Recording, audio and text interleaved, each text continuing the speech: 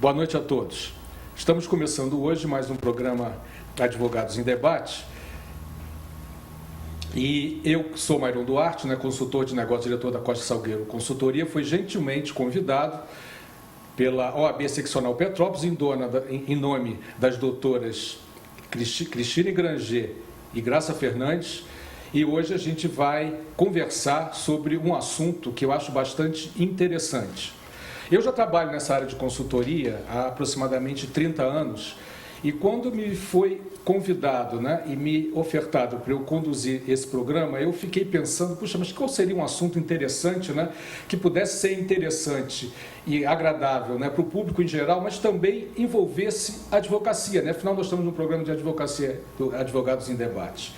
E me veio, então, à mente assessorias, que, de forma geral, podem estar dando apoio a empresas de qualquer porte. Desta forma, estaremos hoje conversando sobre consultorias que podem dar aporte a pequenas empresas ou grandes empresas, qualquer porte de empresa. Estaremos falando aqui com o doutor Fausto de Carvalho Lima, que é advogado e sócio da UN Costa Advogados, que vai falar sobre advocacia de partido e como é que a advocacia pode auxiliar as empresas. Vai estar no nosso bate-papo também Carla Coelho, que é jornalista, sócia da Comunicação Livre, que vai estar falando com a gente sobre propaganda e marketing. E eu, Mairon Duarte, que sou diretor da Costa Salgueiro Consultoria, estarei ajudando e falando também sobre a parte de gestão empresarial. Como é que a gente ajuda as empresas a se organizarem internamente, Gostaria, antes da gente começar o nosso bate-papo, pedir um intervalozinho para a gente, então, imediatamente já começar na nossa conversa.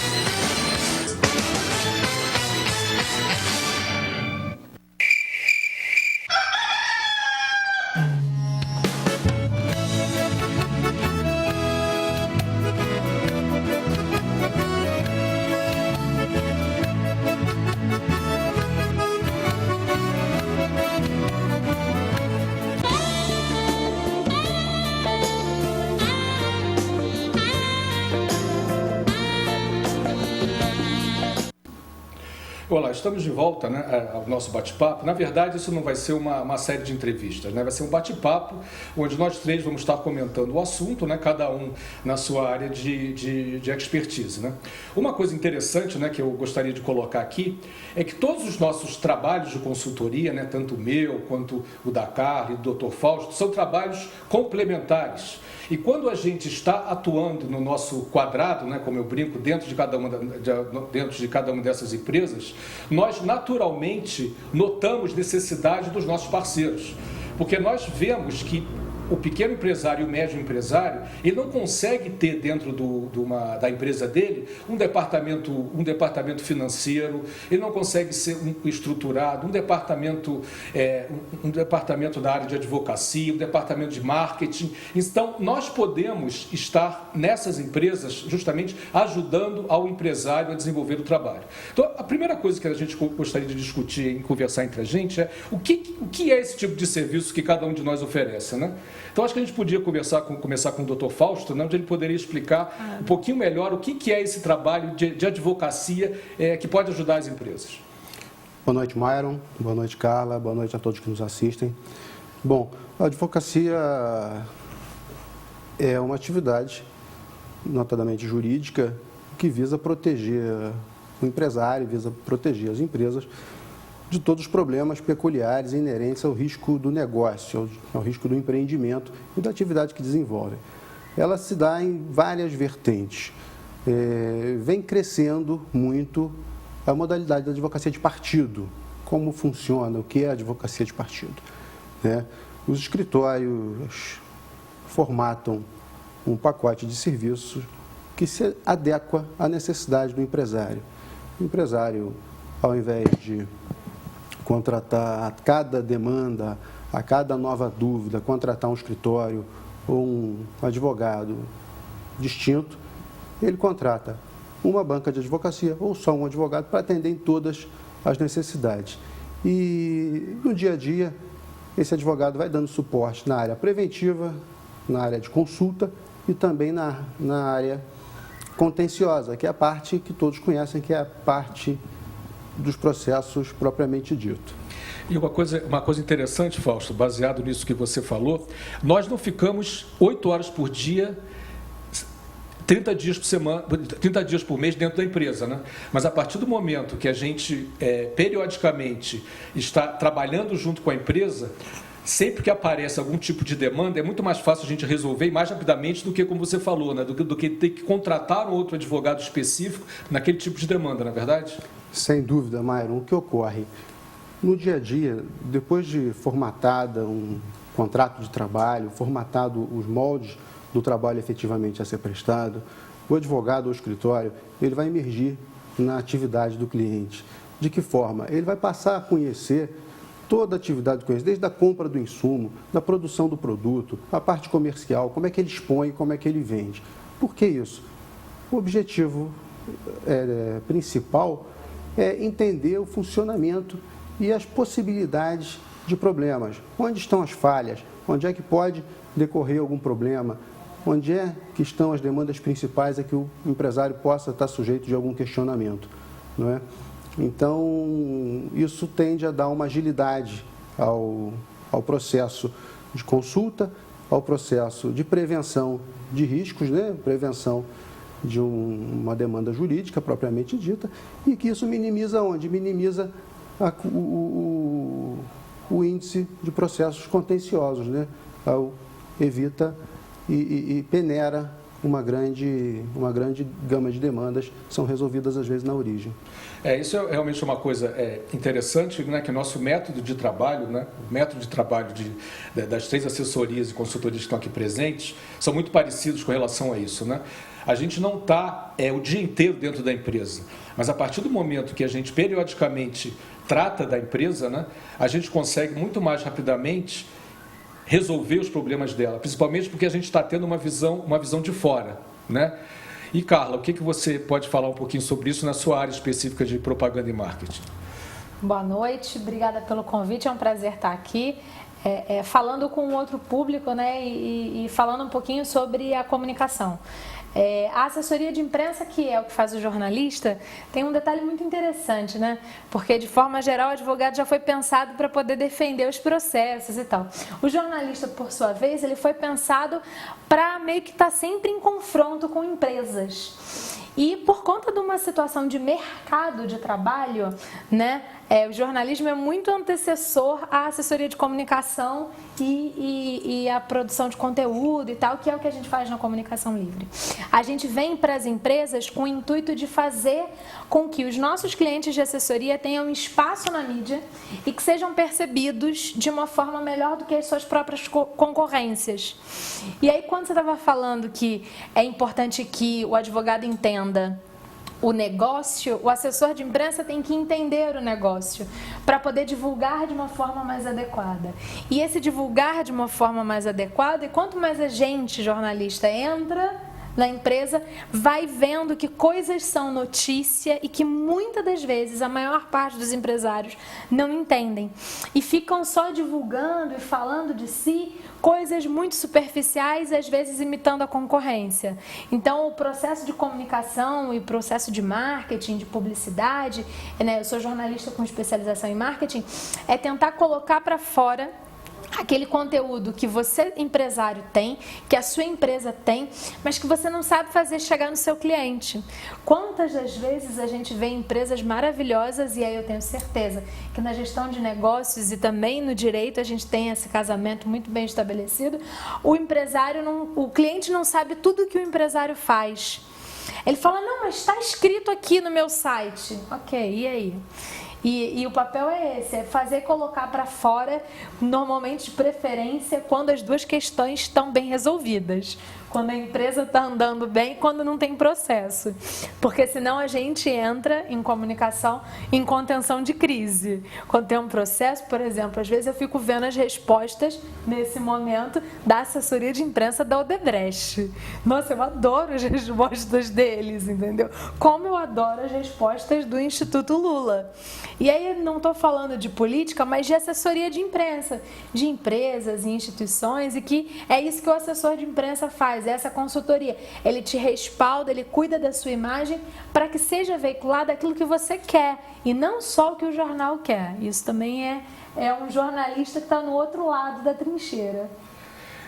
Falando agora um pouquinho, né, continuando o que o Fausto falou, o que a Carla mencionou, nós também, quando a gente tem que entender muito bem todas as operações da empresa, né? Quando a gente vai atuar e melhorar uma gestão empresarial, uma das coisas que a gente tem que entender realmente são as operações da empresa, né? Quais são os processos de negócio que ocorrem dentro dessa empresa e que processos de negócios ou estão faltando ou estão sendo executados de forma errada, né? E muitas das vezes a gente encontra e esbarra situações onde a gente não sabe responder. E onde vai responder isso é no advogado, é na área judicial, né? Principalmente quando a gente tem dúvidas de impostos, né? E isso hoje em dia, com essa carga tributária e essas leis governamentais cada vez mais complicadas, a gente tem que usar outras formas de conhecimento, né?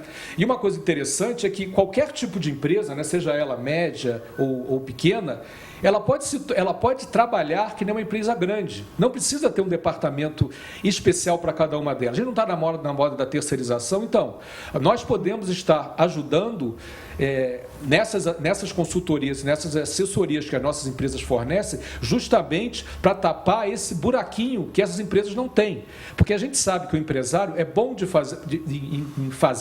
em vender o produto dele, o foco dele. Afinal, foi para isso que ele iniciou o negócio dele. Agora, essas outras áreas periféricas, que são muito importantes, a gente pode estar dando essa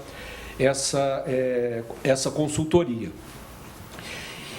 E uma das coisas muito importantes, né, eu acho que também o Fausto e a Carla vão concordar comigo, é que a gente também não deve ficar o tempo inteiro dentro da empresa, porque senão a gente vai começar a olhar as empresas da mesma forma que os empresários olham. E aí a gente começa a perder um pouco de efetividade. Não é verdade isso, Fausto? Sem dúvida. O que ocorre depois dessa imersão na empresa, depois que você passa a entender a atividade do cliente, e muitas vezes o empresário não percebe, ele tem muitas demandas internas, né? Demandas internas que necessitam de esclarecimentos, tanto na parte consultiva quanto na parte preventiva, notadamente quando algum procedimento interno vem sendo tocado, demandado de uma maneira nem sempre errada, mas às vezes equivocada e que pode deixar um rastro, seja no recolhimento de um tributo, seja na forma de conduzir uma rescisão, seja na forma de contratar com o seu fornecedor. E o advogado passa a ter o papel nesse dia a dia quando ele começa a esclarecer essas demandas internas, que são os próprios clientes internos da empresa no dia a dia, no seu negócio, no seu atuar ali. E o efeito é imediato. Quando se passa a conhecer esse tipo de situação, você de fora passa a controlar muito melhor. A experiência vai trazendo de outros clientes, a experiência do próprio direito, vai te mostrando como melhor conduzir, como melhor orientar, né? E a duas, não há necessidade da sua atuação 24 horas full time dentro da empresa, porque, como você colocou, seria mais um ator dentro da empresa imerso em um negócio tendente a talvez estagnar ali. Não estou dizendo que todos vão estagnar. Há empresas, mesmo de médio porte, com departamento jurídico interno ou até com um advogado contratado interno para atender as demandas imediatas e que terceiriza toda a parte de contencioso, toda a parte de consulta mais robusta, mais elaborada, que afete a gestão do próprio negócio. É interessante ressaltar que assim, o discurso do Dr. Fausto cabe muito bem com a comunicação, né? Porque ele falou de cliente interno. De forma geral, quando as pessoas pensam em comunicação, e isso é uma falha muito grande, né? Porque muitas das vezes o cliente interno não recebeu a informação. Então, às vezes, o empresário, o gerente, o alto escalão está na imprensa, no jornal, saiu na publicidade, está no site, no Facebook, e o funcionário que atende o cliente não ficou sabendo daquela informação. Isso tem a ver também com a questão do cliente interno.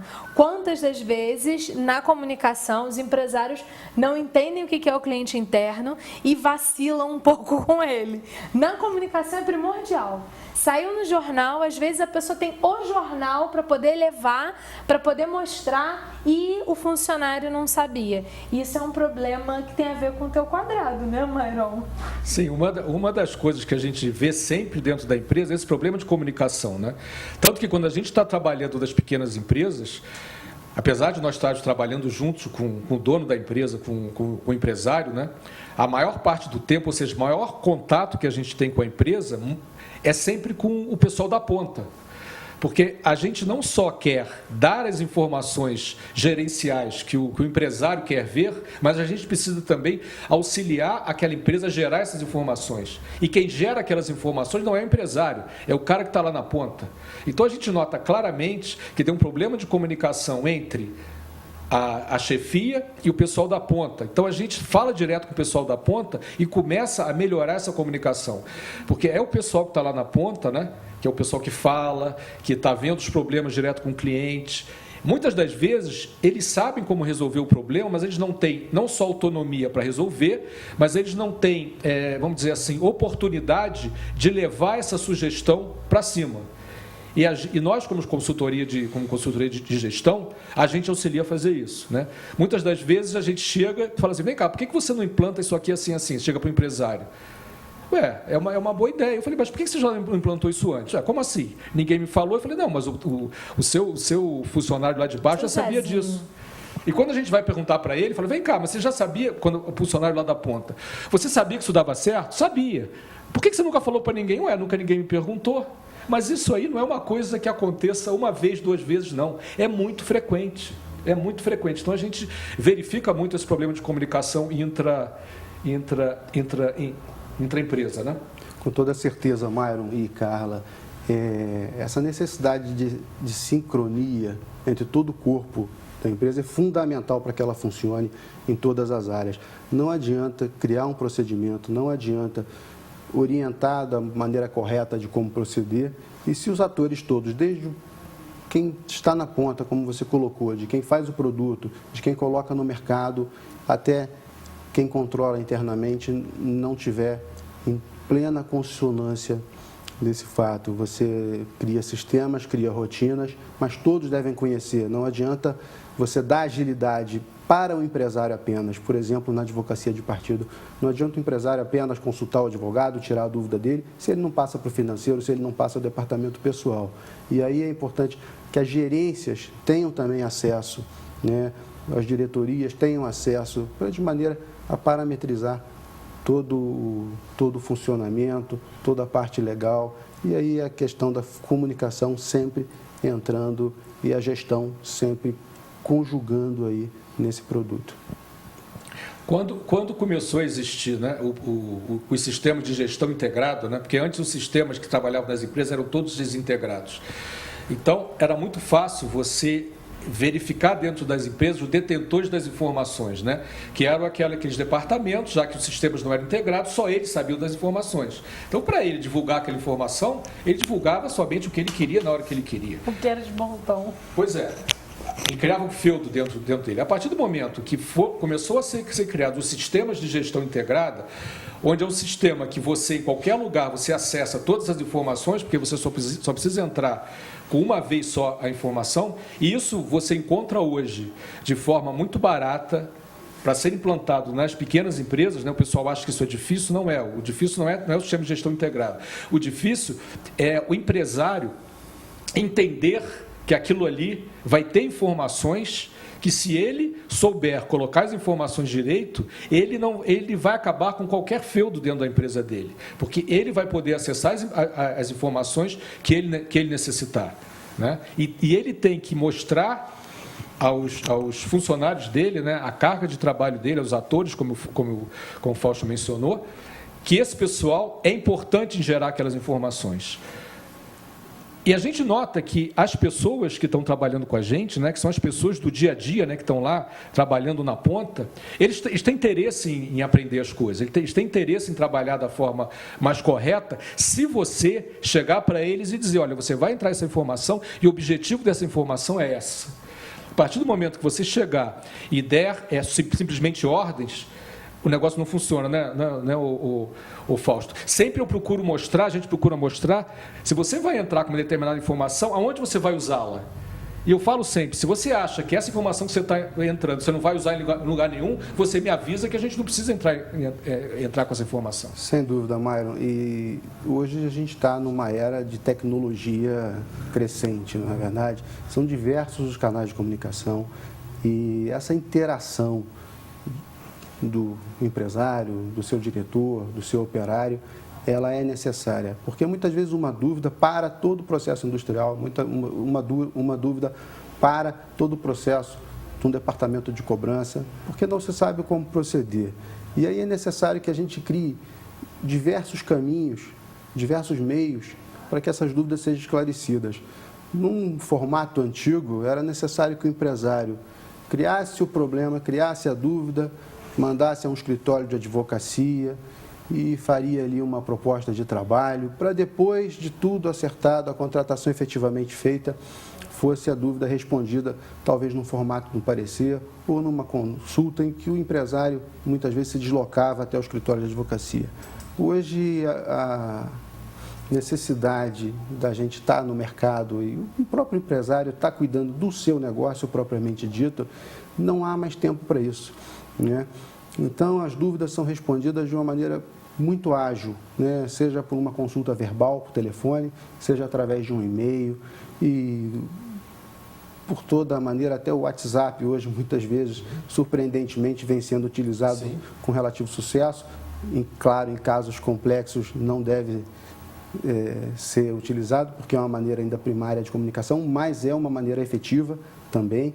E essa agilidade é que se deve buscar. A gente tem que proporcionar a todo a cadeia, né, e até mesmo o escritório tem que estar sem esse gesso, sem essas amarras, para que possa a experiência, para que possa estar prestando aí um melhor auxílio ao empresário. E quando a gente pensa em velocidade, em comunicação, em mudança de paradigma, aí sim é que o empresário que está fazendo o foco do seu produto, ou seja, se ele é vendedor de florzinhas e frutinhas para ficar na mesa do programa, como é que ele vai conseguir dar conta de Facebook, Instagram, Twitter, vídeo, Snapchat e WhatsApp? Porque agora a verdade seja dita que dependendo do negócio que os possíveis telespectadores tenham, eles têm que vender, eles têm que responder, eles têm que atender, eles têm que tudo simultaneamente pelo Facebook e pelo WhatsApp, porque é a nova onda do momento. Como eu falo com o negócio? Aí eu, Carla, jornalista, falo com o meu cliente pelo WhatsApp, falo pelo WhatsApp com o jornalista e, na verdade, eu odeio o WhatsApp. Mas e daí que eu odeio? Isso não tem nada a ver com isso. Mas está integrado. Mas lembrando que o WhatsApp pode gerar problema nos negócios, na gestão e pode gerar processo também, porque se você responder errado no WhatsApp para o seu cliente, ele pode querer o preço, ele pode querer aquele produto, ele pode querer um monte de coisa, mesmo que seja por uma via quase que informal como o WhatsApp, né? Com toda certeza, qualquer declaração expressa hoje gera responsabilidade. E Brocardo, né? A proposta obriga o proponente. Se você, às vezes, dá uma informação, se essa informação vai equivocada, ela, sem dúvida, gera consequências e vai ser cobrado por aquele conteúdo. Pois e o que a gente está falando agora nada mais é do que modismos, né? São Exatamente. Coisas que vão aparecendo, né, e viram moda. Eu me lembro, né, que chegou uma época, há mais ou menos uns 20 anos atrás, quando começou a importância de implantar a famosa ISO nas empresas, né? São sistemas de qualidade, ISO 9000, não sei o que, não sei o que. No início, quando se implantava a ISO, para se implantar isso, você analisava o processo de negócio, o processo de trabalho, verificava se aquela era a melhor maneira de ser feita, e aí sim discutia e normatizava a melhor maneira de ser feita, não o que estava sendo feito naquela hora. A partir do momento, a ISO se formou uma grife. Então, todo mundo começou a ter ISO. Então, simplesmente começaram a documentar exatamente o que cada um fazia. ISO são normas de qualidade. ISO simplesmente garante que o que está escrito é o que está sendo feito. Então, você pode rastrear a qualquer momento qualquer produção de uma garrafa ou de qualquer coisa, porque você sabe exatamente quais estações de trabalho que ela passou, ou seja, é tudo mapeado, né? Só o objetivo da ISO era você fazer um levantamento da situação atual, analisar qual a melhor forma de fazer aquilo e estruturar e anotar o que era correto. A partir do momento que isso virou moda, simplesmente você tinha que ter uma marca ISO 9000. Então o pessoal simplesmente, como é que você faz isso? Anotava, como é que você faz isso? Anotava. E trazendo isso agora para a nossa realidade que a gente está conversando, a gente tem Facebook, que é moda, Sim. Twitter, que é moda, e site, que é moda. Aí eu pergunto, Carla, basta apenas você ter um site, chamar o seu sobrinho para fazer um site? Como é que funciona isso? Essa parte de chamar o sobrinho para fazer o site, para criar a logomarca, para poder gerenciar as mídias múltiplas, talvez seja um dos maiores problemas que eu tenho hoje enquanto comunicóloga com os meus clientes. Porque às vezes a gente, sem perceber, demonstra uma coisa que não quer dizer. Porque você pode ser o melhor consultor, pode ser o melhor advogado do mundo, você pode ser o melhor cozinheiro de coxinha, mas se você escreve de um jeito inadequado, se o seu site está feio, se o seu conteúdo está inadequado, o cliente vai entender de uma outra forma. E esse entendimento pode gerar muitas coisas equivocadas, né? É claro que salvas as devidas proporções, quem comer a sua coxinha vai saber que você é maravilhoso. Quem um dia for atendido pela Costa vai saber que a Costa é ótima. Quem for, né, cliente do Dr. Fausto vai saber que ele é maravilhoso. Mas para um público geral, quando você está falando de coletividade, quando você divulga a sua coisa errada, você dá margem para erro. E quantas das vezes também nós não mudamos posturas por conta de comunicações equivocadas, como por exemplo, uma academia que sem perceber comete um tipo de bullying com quem é obeso, ou então uma escola que não aceitou uma criança com deficiência e aí você ficou sabendo e você comenta com outras pessoas. Isso tudo tem a ver com a imagem, tem a ver com o discurso, tem a ver com escolhas. Às vezes a gente não quer também adquirir um produto ou um serviço de alguém que não cuida da sua própria imagem. Então eu posso não querer comprar uma roupa de uma loja que, nossa, não tem o Facebook, não tá não sei o que, não é moderna. E isso é muito importante na hora de entender a importância, primeiro, de não chamar o sobrinho para fazer alguma coisa, né? Provavelmente o sobrinho é menor de idade não pode trabalhar. Não é isso, doutor? E segundo, porque eu acho que a gente está num momento em que as pessoas, de forma geral, estão se profissionalizando e que se as empresas não tiverem um discurso correto, elas podem sim se perder nesse momento de crise.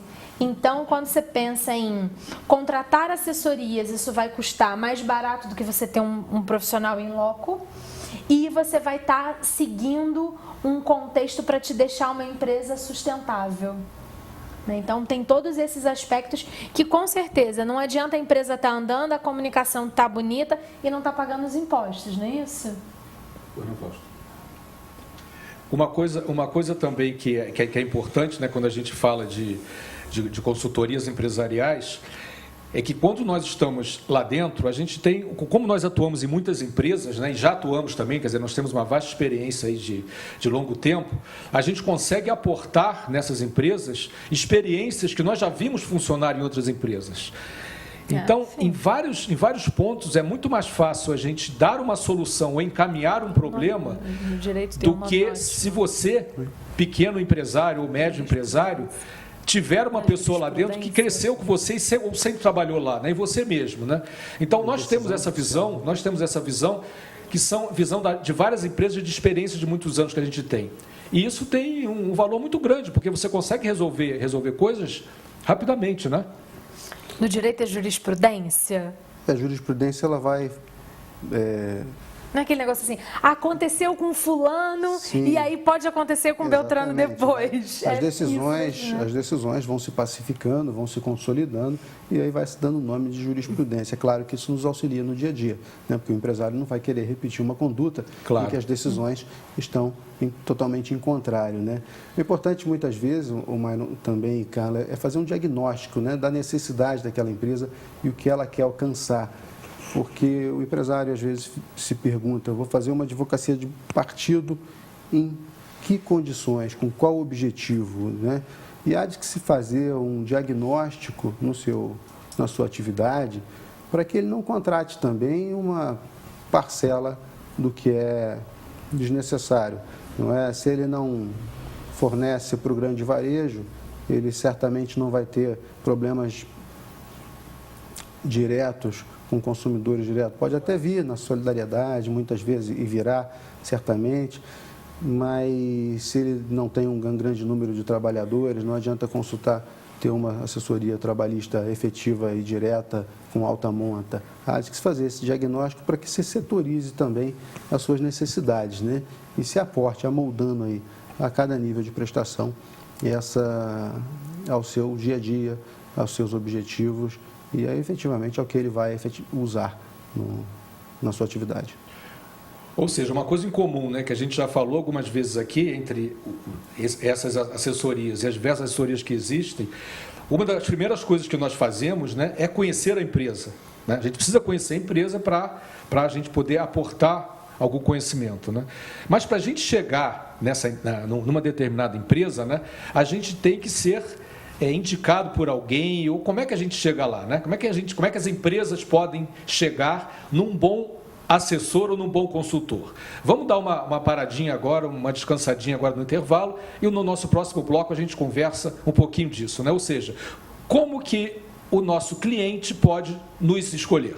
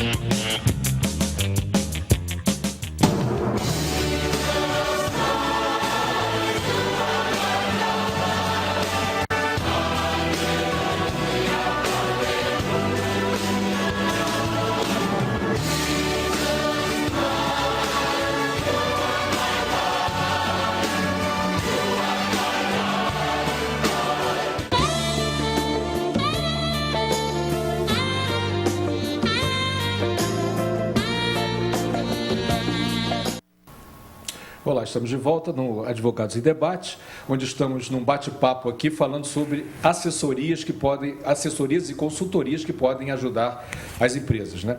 E no último bloco, né, eu disse que a gente iria começar aqui conversando sobre como que as empresas devem não só contratar, mas selecionar a consultoria para trabalhar para determinada empresa, né? Doutor Fausto, por favor. Bom, Mário, a advocacia ela não é uma atividade mercantil, então ela não exerce no mercado uma propaganda efetiva. Os escritórios não podem, existem regulamentos da própria Ordem dos Advogados do Brasil que restringe e permite hoje o site, a questão da comunicação é essencial, permitem hoje alguma questão no Facebook, mas a propaganda efetiva daquele produto não se pode fazer e recomenda que não se faça, porque é atividade direta do advogado, né? Então, impera, sem dúvida, na nossa atividade, a relação de confiança, não é? A relação de confiança de um cliente que indica outro cliente, a relação da questão das suas relações pessoais. O network é importante. O network é fundamental, não é verdade? As experiências vão se comunicando e chegando a um ou outro empresário nas próprias rodas, nas próprias feiras, nas próprias negociações empresariais. Porque o advogado atua muitas vezes na assessoria também contratual, né? Mas é fundamental a questão da confiança.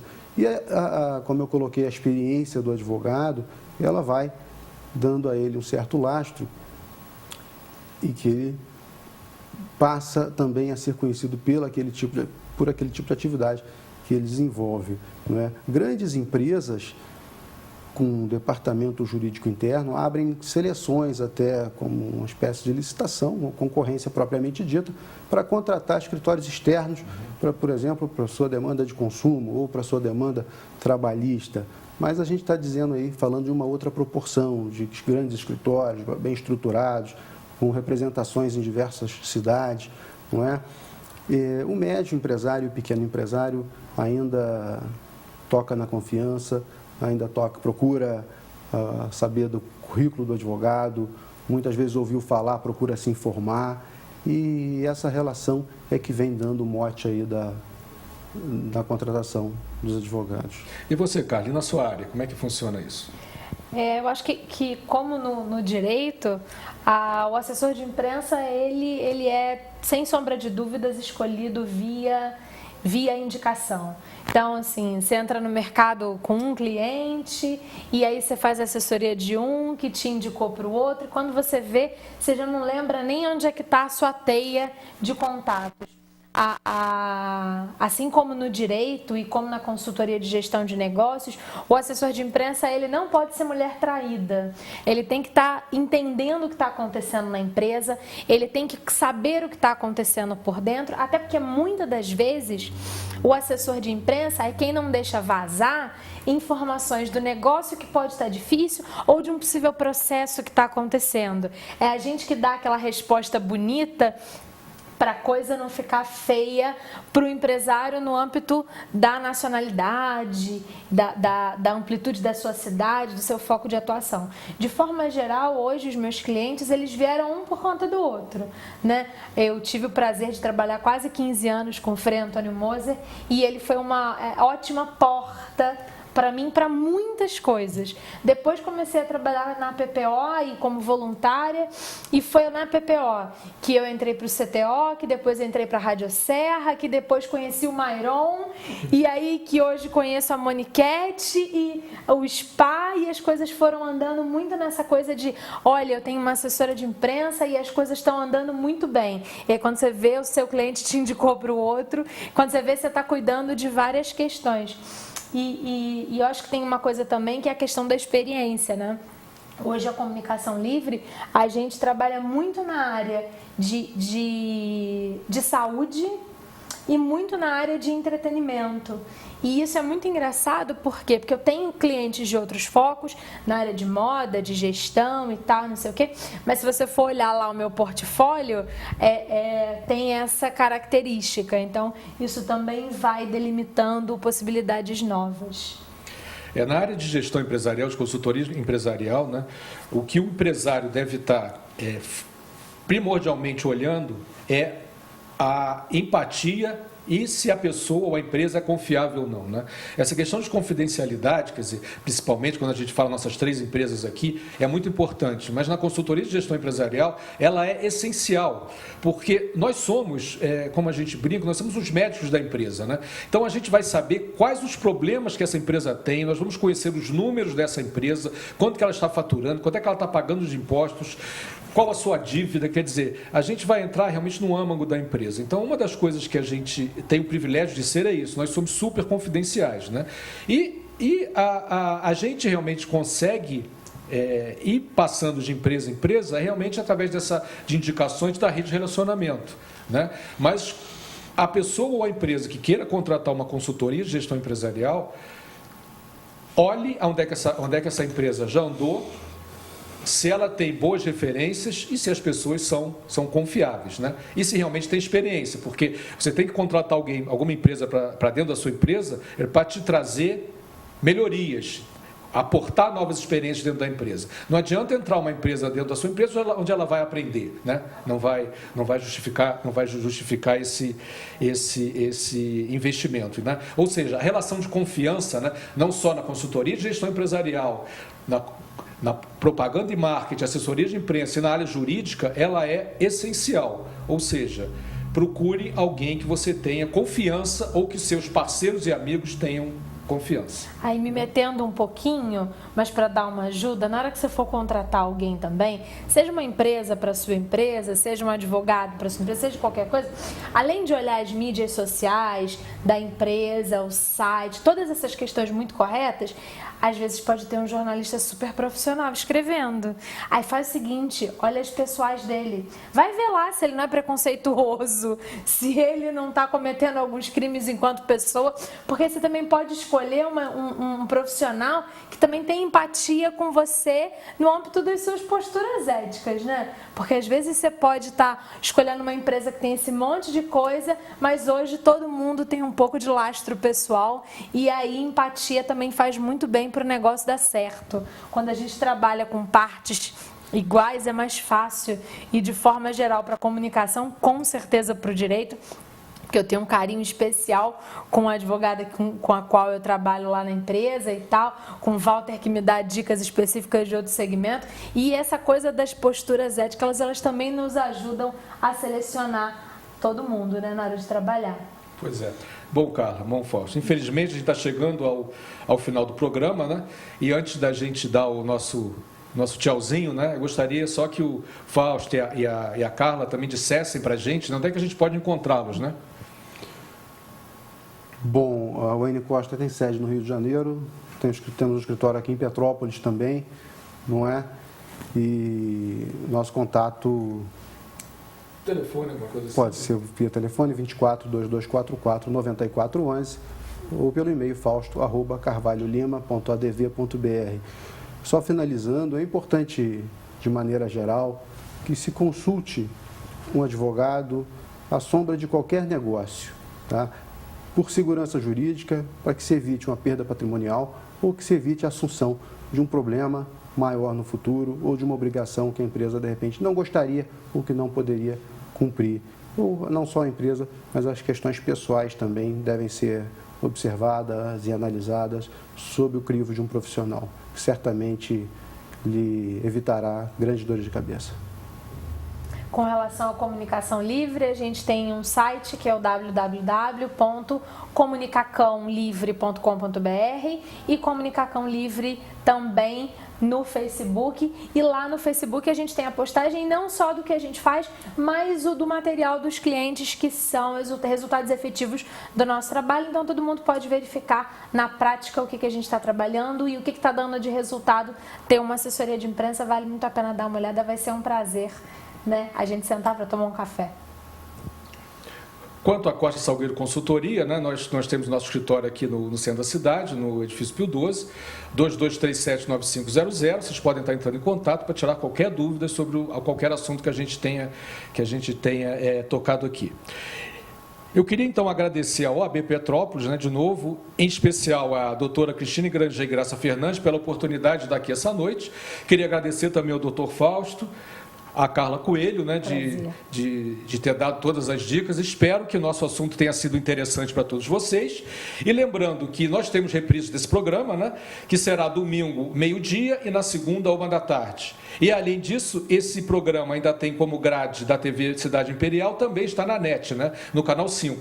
Os horários da NET não são exatamente os mesmos que passam aqui, mas fiquem de olho na NET também, tá? Muito obrigado pela atenção de vocês, dos telespectadores, todo mundo que assistiu. Espero que tenham gostado do nosso bate-papo e que realmente tenham enriquecido um pouquinho mais o conhecimento de cada um de vocês. Muito obrigado e boa noite.